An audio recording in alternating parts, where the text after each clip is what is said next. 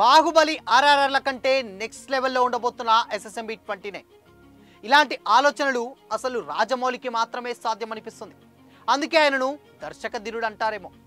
Past present future జనరేషన్లో SSMB 29 ఈ విషయాలు నేను చెప్పట్లేదు, స్వయంగా ఎస్ఎస్ఎంబి 29లో యాక్ట్ చేస్తున్న పృథ్వీరాజ్ సుకుమార్ అని చెప్పాడు. మరి ఆ విషయాలు ఏంటో తెలుసుకుందాం.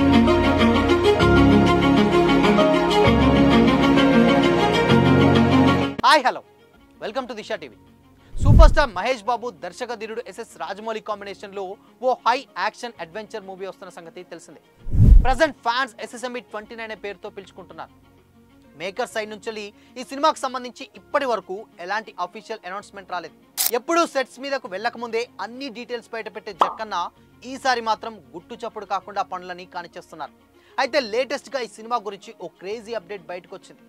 మహేష్ బాబు రాజమౌళి సినిమాలో global beauty Priyanka Chopra and Prithviraj సుకుమారన్లు ఓ ఇంపార్టెంట్ క్యారెక్టర్స్ ప్లే చేస్తున్నారన్న న్యూస్ కూడా బయటకు వచ్చింది.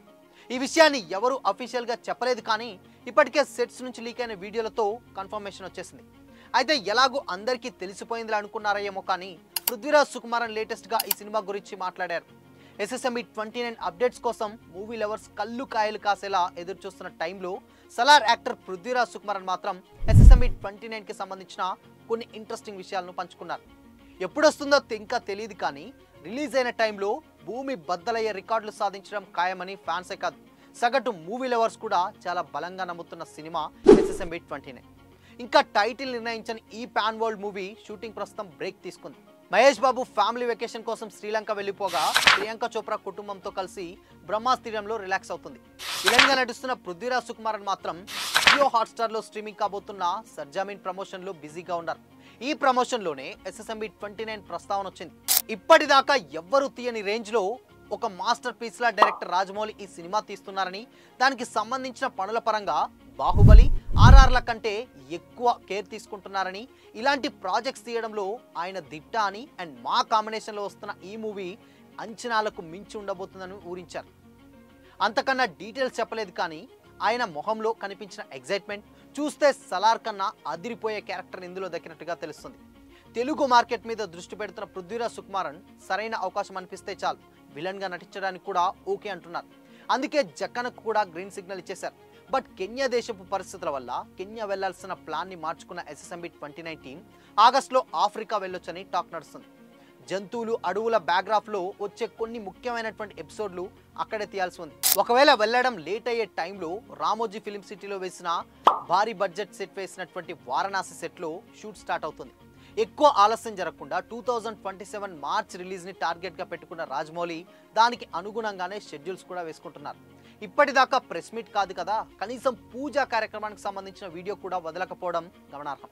ఎస్ఎస్ఎంబి 29 అనేది forest background action adventure movie Indiana Jones తరహాలో ఉంటుందని తెలుస్తుంది. దీనికి విజేంద్ర ప్రసాద్ అండ్ ఎస్ఎస్ కాంచి కథ అందిస్తున్నట్లు కూడా టాక్ నడుస్తుంది. అండ్ ఎంఎం కీరవాణి సంగీతం వస్తున్నటువంటి ఈ మూవీని దుర్గా యాడ్స్ బ్యానర్లో కేఎల్ నారాయణ దాదాపు 1000 కోట్ల బడ్జెట్తో ఈ గ్లోబ్ ట్రాటింగ్ మూవీని నిర్మిస్తున్నారు. మహేష్ బాబు పుట్టినరోజు సందర్భంగా ఈ సినిమాకు సంబంధించినటువంటి అప్డేట్ వస్తుందని కూడా ఫ్యాన్స్ ఆశిస్తున్నారు. సో చూడాలి మరి మహేష్ బాబు బర్త్డే సందర్భంగా ఏదైనా అప్డేట్ రిలీజ్ చేస్తారో తెలియదు, కానీ పృథ్వీరాజ్ సుకుమారన్ చెప్పినటువంటి మాటలు సినిమాపై ఇంకా ఎక్స్పెక్టేషన్స్ని ఇంకా పెరిగిపోయాయి.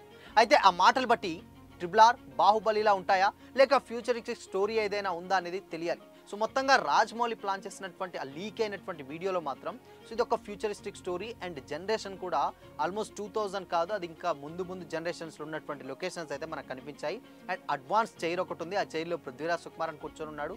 సో కాబట్టి ఇది పాస్ట్ ప్రజెంట్ ఫ్యూచర్ జనరేషన్ స్టోరీలా అయితే ఉండబోతుంది అనుకుంటున్నారు.